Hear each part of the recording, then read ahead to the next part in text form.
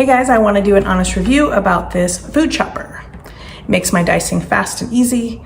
It holds up to 5 cups of fruits or vegetables. A nice large container here.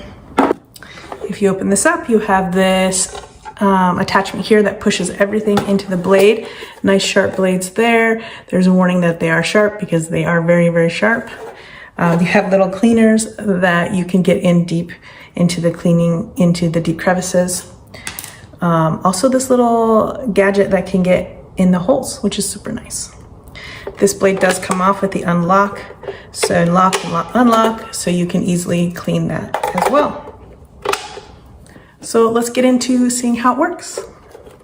So this dicer comes with a couple attachments. You unlock it, remove the attachment. This one here does a spiral type cut.